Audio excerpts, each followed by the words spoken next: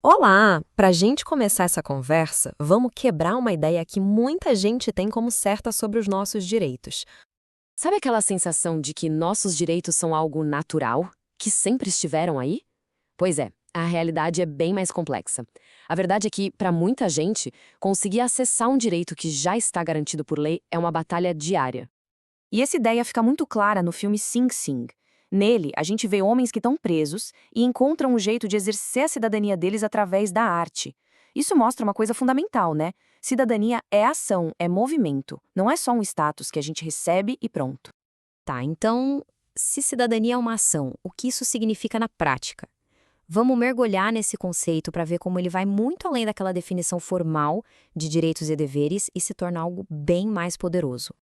No Brasil, a definição oficial, aquela que está nos documentos como a Constituição, nos liga ao Estado numa espécie de balança. De um lado, temos direitos, como votar, ter acesso à saúde, à educação. Do outro, temos deveres, como obedecer às leis. E é aqui que a coisa fica interessante. De um lado, tem essa ideia comum de que a cidadania é uma coisa estática, que não muda. Do outro, a realidade. É um conceito vivo que está o tempo todo se transformando, mudado pela história e principalmente pela luta das pessoas.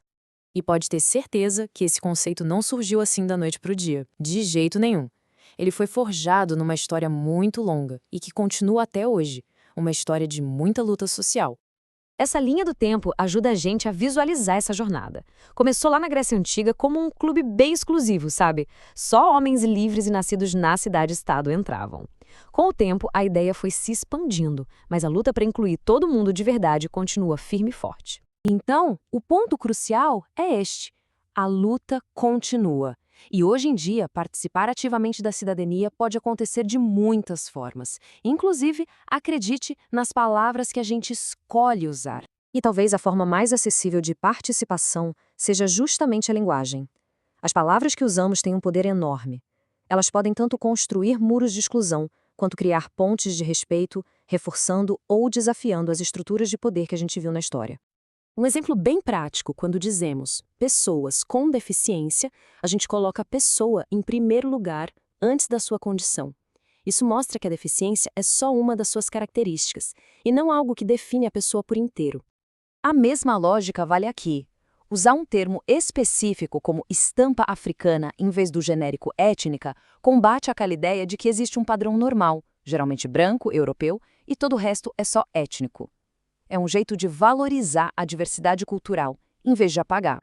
E ao escolher povos indígenas em vez de índios, a gente corrige um erro histórico da época colonial e adota um termo que significa originário daquele lugar, que é muito mais respeitoso e correto. Bom, agora vamos amarrar todas essas pontas e entender por que essa discussão toda é tão, mas tão importante, principalmente para quem vai fazer redação do Enem. E olha, isso aqui não é só teoria, é uma ferramenta super prática. Vamos pensar nos temas que já caíram: violência de gênero, o trabalho de cuidar do que é invisível, a garantia do registro civil. Todos eles, lá na raiz, são sobre a luta por cidadania.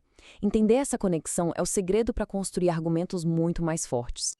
E aqui a gente chega à nossa principal conclusão: cidadania não é um status, é uma prática.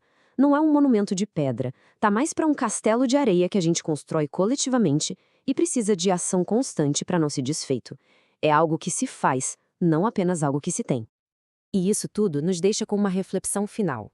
Se os direitos não são permanentes e a cidadania está sempre em construção, então cada um de nós tem um papel a desempenhar. A pergunta que fica no ar não é se vamos participar, mas como. A questão fica em aberto.